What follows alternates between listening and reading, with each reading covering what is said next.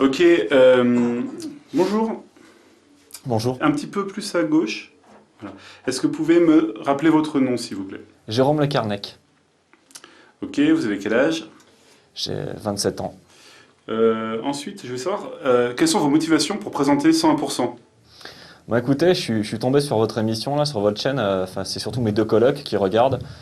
Et j'ai trouvé que, franchement, il manquait de plein de choses, notamment au niveau de la culture et surtout au niveau des animateurs. Enfin, vous pourriez prendre des gens qui savent un peu de quoi ils parlent et Bon, des gens un peu beaux, ok. quoi. Enfin, Bon, il manque ça- un peu une petite touche. Enfin, excusez-moi, je vous coupe, mais c'est mon avis, mais il vous manque un peu le Ok, le ok. petit côté bling-bling, et je suis en l'occurrence le king du bling-bling. D'accord, bon ça c'est un peu notre boulot, on verra ça plus tard. On voulait aussi savoir qu'est-ce que vous comptez apporter comme contenu au plateau de 100%, de quoi vous allez parler? Alors moi, j'adorerais parler des news.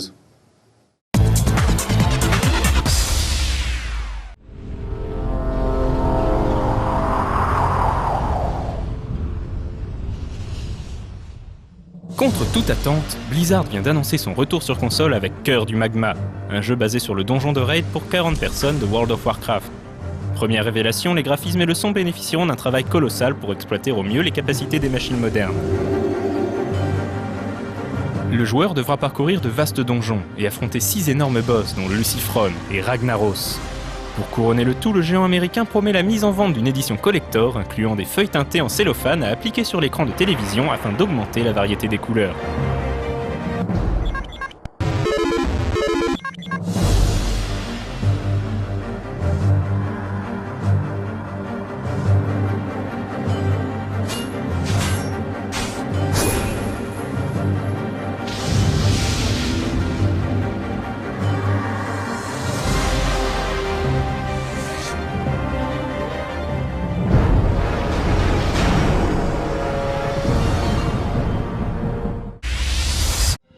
Mais Blizzard ne s'est pas arrêté là puisqu'une nouvelle classe de héros pour World of Warcraft, Wrath of the Lich King, vient d'être révélée.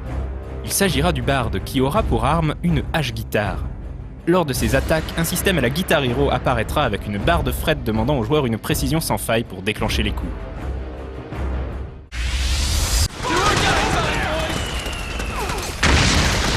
Altaïr, le héros d'Assassin's Creed dans l'univers de Metal Gear Solid 4. Une idée saugrenue finalement devenue réalité. Cette vidéo en est la preuve formelle.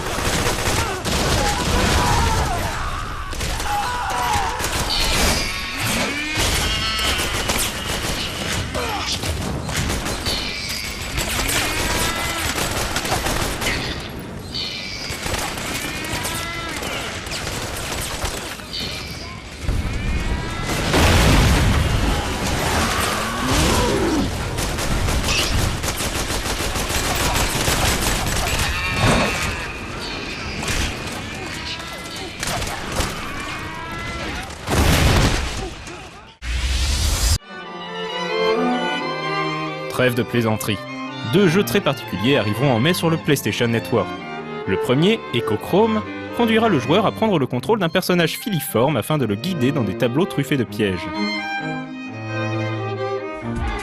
Le second, c'est Telefunk, dont le concept se rapproche des Lemmings. Il faudra en effet mener plusieurs éléphants vers la sortie des différents niveaux, en leur construisant parfois de quoi franchir les obstacles. Bien entendu, le poids de ces charmantes bêtes jouera un rôle très important dans la réussite de la mission. Prendre en compte ces données se révélera donc essentiel, par exemple lors de la traversée d'un pont.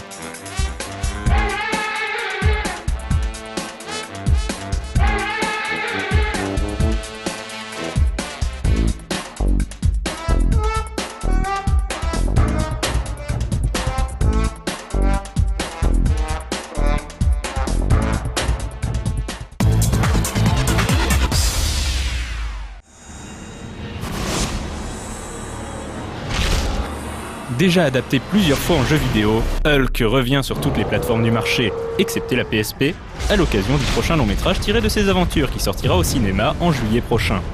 Sans grande surprise, le jeu reprendra le scénario du film en proposant tout de même des séquences inédites. Afin de coller un peu plus à l'ambiance de la série, les graphismes et plus particulièrement les environnements ont bénéficié d'un soin particulier. Et pour cause, le joueur devrait avoir la possibilité de détruire une bonne partie des décors. Le jeu débarquera si tout va bien dans nos contrées en juin prochain.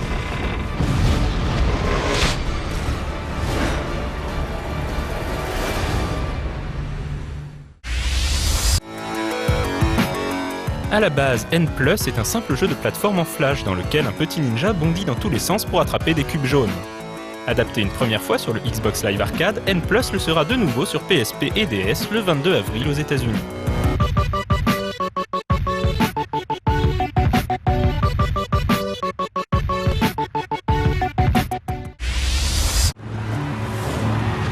On termine avec les premières images de Guitar Hero Aerosmith, qui permettent notamment de voir la modélisation des musiciens du groupe américain. Activision vient par ailleurs de préciser que 60% des morceaux inclus dans le jeu seront issus du répertoire d'Aerosmith, les pistes restantes étant signées entre autres par d'autres groupes des années 70, comme Mod the Hoople ou encore Cheap Trick.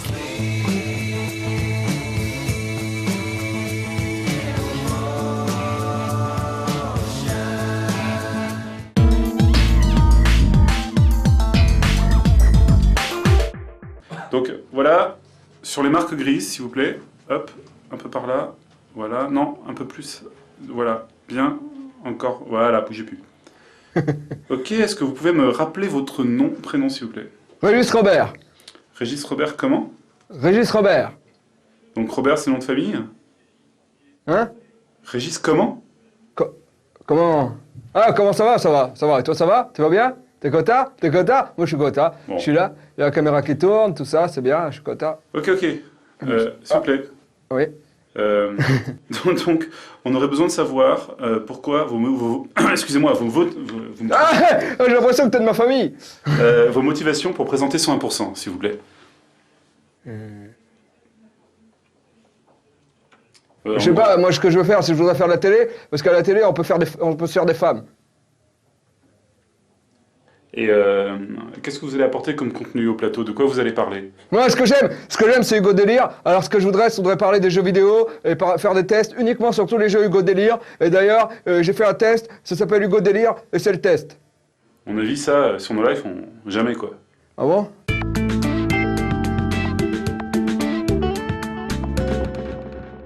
Avant, Hugo Délire, il était avec Karen Chery à la télé.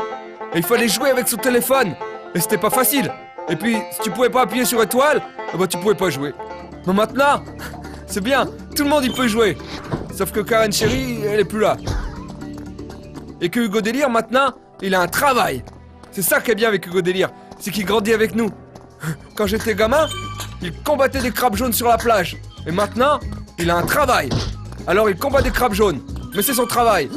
Maintenant, Hugo Délire, il a plus le même nom de famille. Il s'appelle Agent. Agent Hugo. Et ça tombe bien parce que il est super agent secret, comme dans le club des sacs et fantomètres. Hugo, maintenant, on peut y jouer avec une manette. Et c'est bien. Par contre, avant, Hugo, il savait parler français. Maintenant, il a oublié. Il parle que d'autres drapeaux. Que je comprends pas ce que c'est.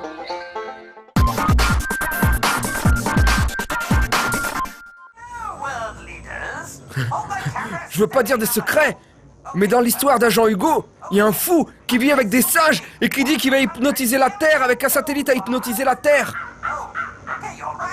Alors, Hugo, il est chargé par les espions d'aller arrêter ce fou. Hugo Délire, vu qu'il est agent secret super fort, eh ben il met une tenue bionique et il va à l'attaque du méchant.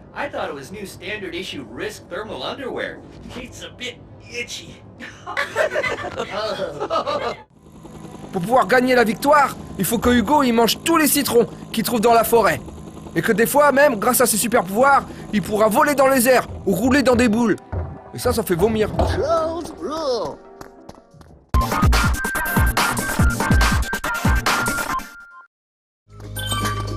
Si vous avez déjà joué à Crash Bandicoot, eh ben Hugo Délire c'est pareil.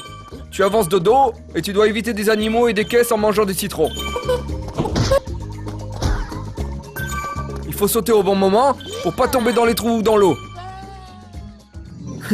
Si tu tombes dans l'eau, c'est rigolo, ça éclabousse pas. Hugo Délire, il est super fort. Et même s'il veut, Hugo, il peut marcher dans la lave. Mais pas tout le temps, c'est bizarre. J'ai pas compris. Moi, j'adore les sons du jeu. C'est drôle, le singe. Il fait des bruits rigolos, le singe.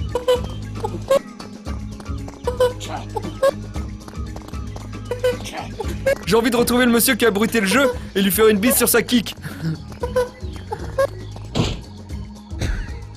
qu'il y a de super bien pensé, c'est que quand tu appuies sur le bouton de saut, Hugo il saute. Et si tu appuies sur le bouton de tornade, Hugo il fait la tornade.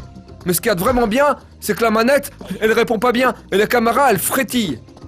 Alors comme ça, on a vraiment l'impression de jouer au téléphone, comme avec Hugo Délire d'avant. La caméra qui frétille et la boule de Hugo qui tourne, ça va vite, ça va vite. Et j'ai même vomi sur mon t-shirt.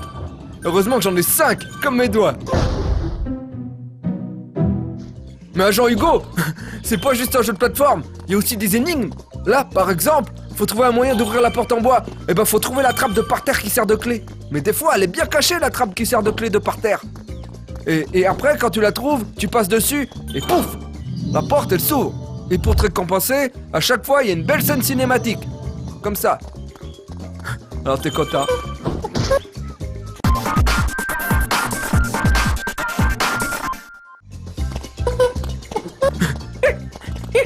Agent Hugo, c'est un super jeu. En plus d'être un bon jeu d'énigmes, ben aussi, c'est un super jeu de plateforme. I'm still alive. Anyone seen my Et en plus de tout ça, Hugo, il est super drôle.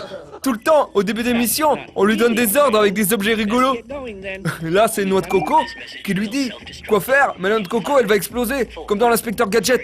Alors Hugo, il la jette super loin, mais ça lui fait boum à la figure, alors il est tout noir.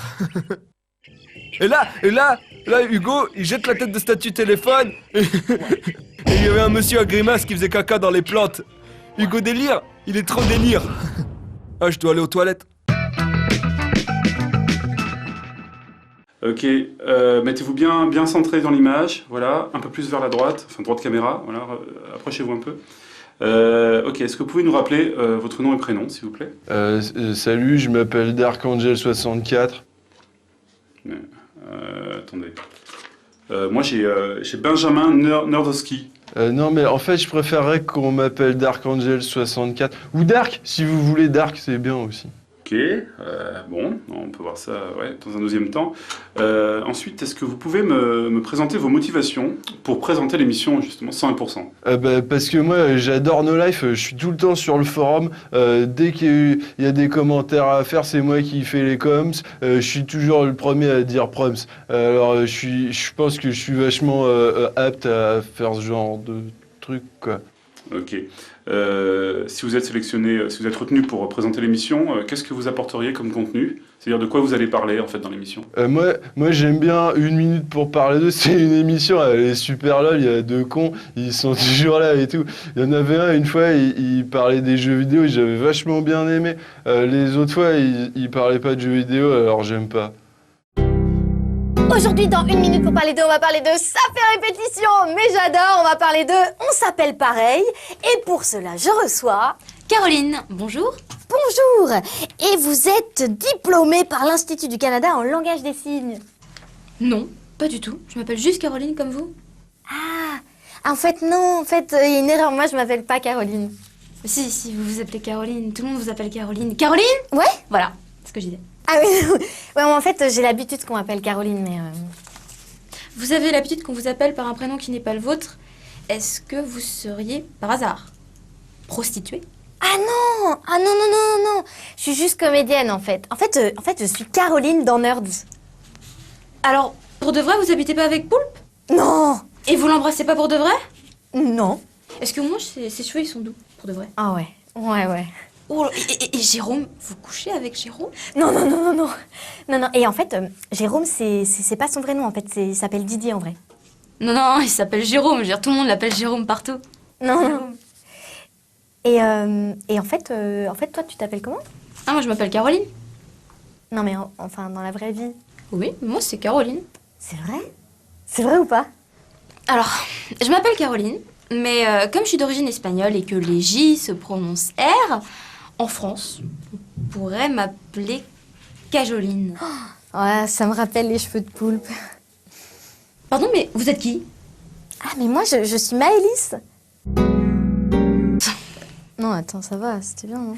Non, je veux dire, c'est n'importe quoi, cette histoire de J et de R. Je veux dire, la J et la R, ça n'a rien à voir. Il a pas trop l'habitude de l'Espagne, quoi. C'est pas trop son pays. Putain, mec du Nord, et tout ça. Non, puis toutes les incohérences dans le texte, quoi. Je veux dire, ça commence par... Alors, on s'appelle pareil, Caroline, c'est moi. Puis toi, tu te fais, ah non, mais je m'appelle pas Caroline. Qu'est-ce Ouais. que tu fais là si ça s'appelle pas pareil? Puis en plus, il y a un moment, tu me dis que tu t'appelles Caroline, je crois. Ouais. Voilà. Ouais, la tête de Davy, c'est pas mal.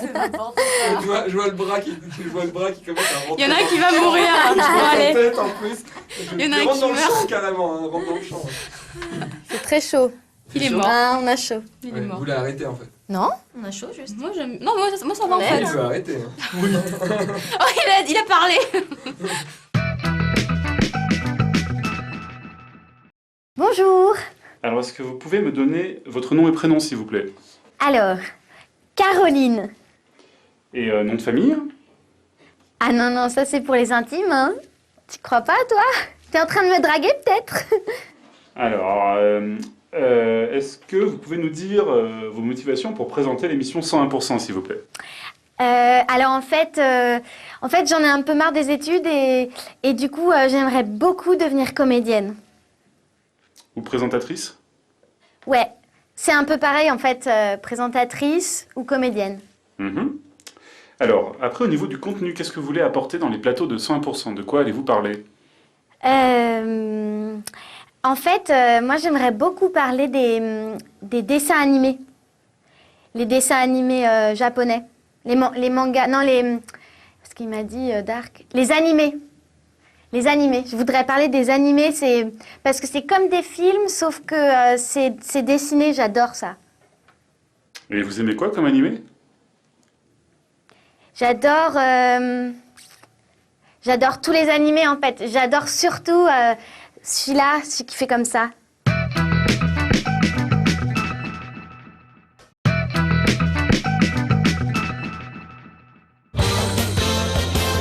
Shinkon Gattai Go Danna nous rappelle que deux mamelles d'une certaine partie de l'animation japonaise sont les gros robots transformables et le Bouncing Breast.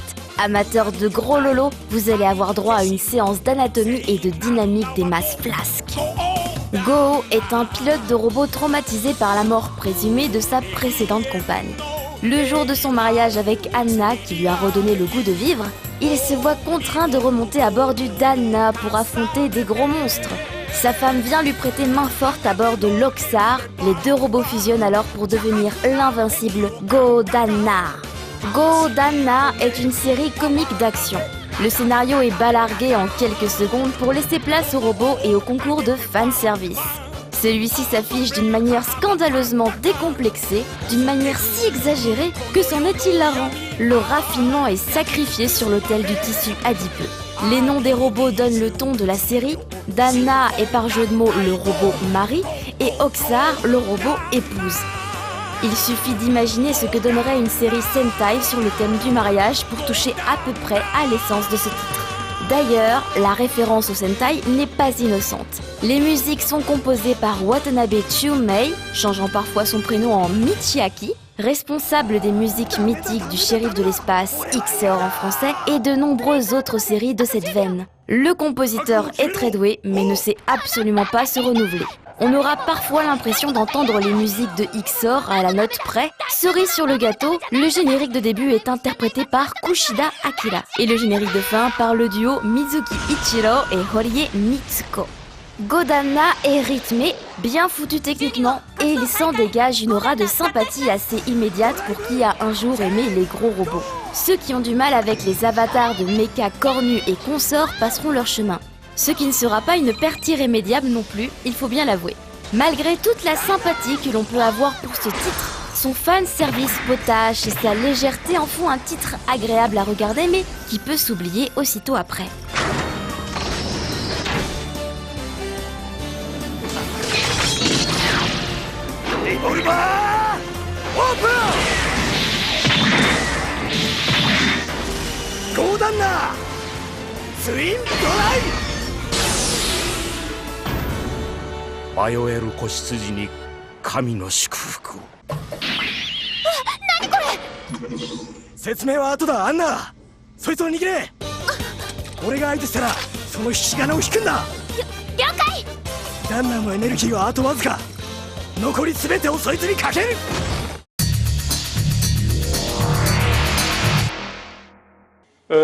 Bon, bah, merci d'être venu. On a choisi un présentateur.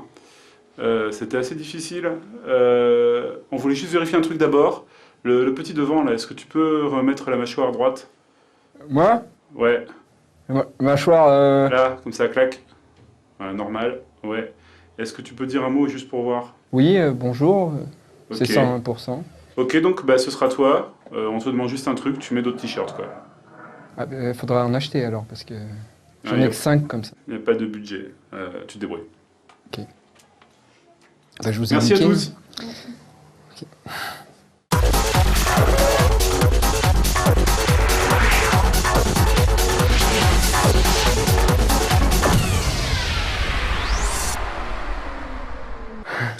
J'ai gagné, j'ai gagné. La mâchoire. Pardon? On a dit bien la mâchoire. Ah oui, pardon. J'ai gagné, j'ai gagné. Ok, donc je crois que tu avais un truc à expliquer. Oui, bah restez avec nous parce que la saison 2 de Nerds reprend sur No Life dans pas longtemps. Et c'est un épisode spécial réalisé et monté par Alex Pilote. Et il fait 25 minutes. Ça, c'est pas dit. Il fera peut-être un peu moins. Ah, s'il fait 20 minutes, c'est que le monteur il a voulu couper dedans et il y a plein de gags qui ont été enlevés.